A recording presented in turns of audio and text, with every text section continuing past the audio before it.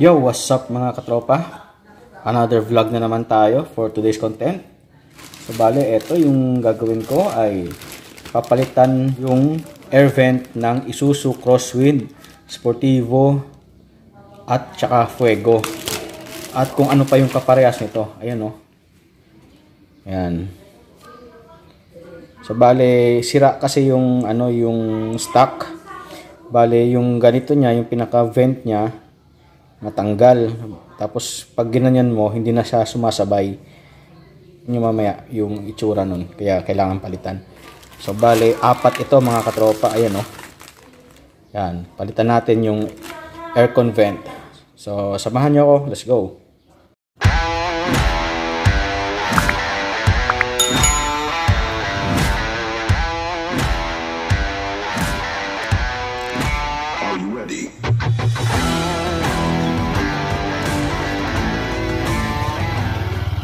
So, ayun mga katropa, nandito na tayo sa may loob.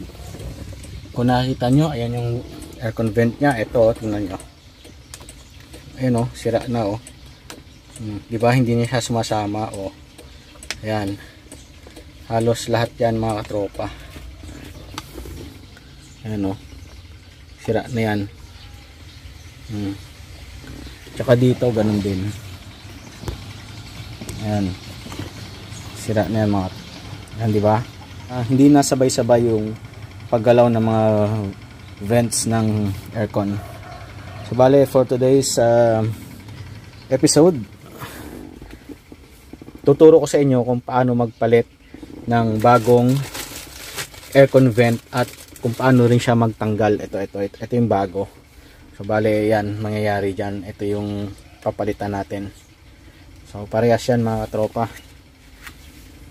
Ayun o, di ba ang ganda pag bago. So tara. So bali mga katropa, ito yung gagamitin kong pang sapin dito para hindi magasgasan. So ito tsaka ito.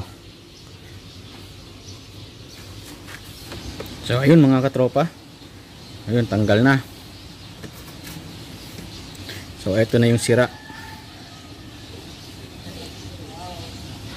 Ito papalit natin. Bali, ilalagay na natin dito.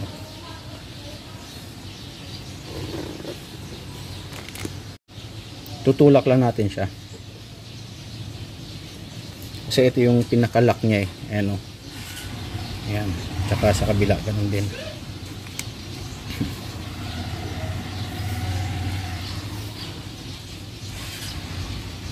Merong ano yan mga katropa.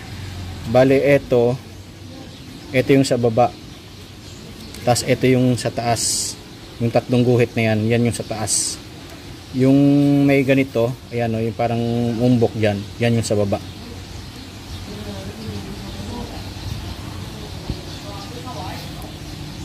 So ganito yan. Alright. Tulak lang natin.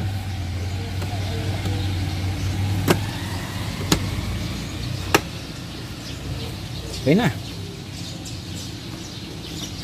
So kung makikita nyo mga katropa, ayun, gumagana na siya, diba? Doon naman tayo sa kabila.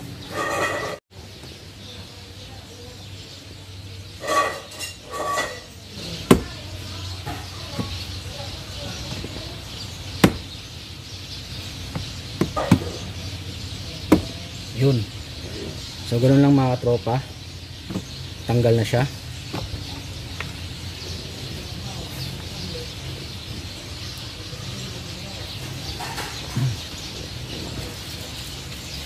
Dukot-dukot lang mga katropa. Tas ito yung bago. Ayan. Ito yung up. Ito yung up mga katropa. Ito yung baba. Yung may ganyan no. Yung may naka ano dito. So let's go. Kabit natin. Bago.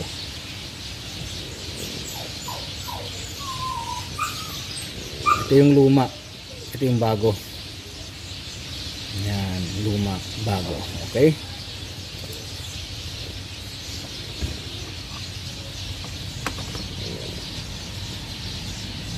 Tulak lang natin ah.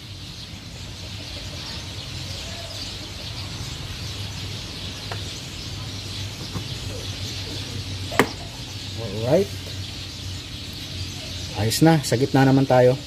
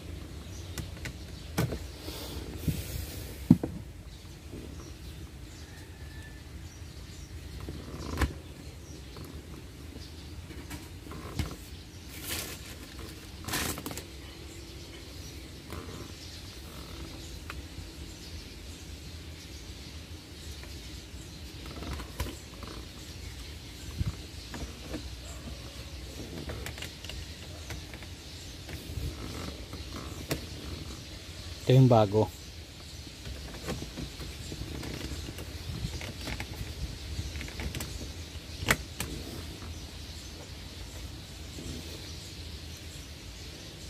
Ito yung taas. Ito yung baba. Ano?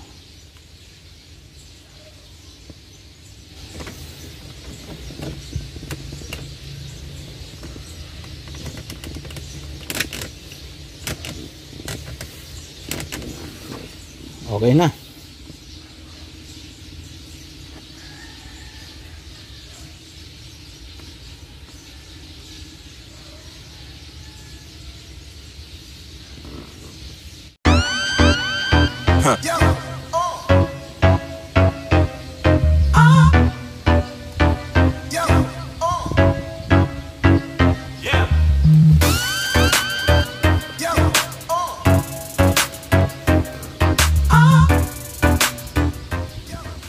Ito na yung sira, mga katropa. Ano, 17 years na rin kasi yung sasakyan. Kaya talagang ganito yung issue ng crosswind.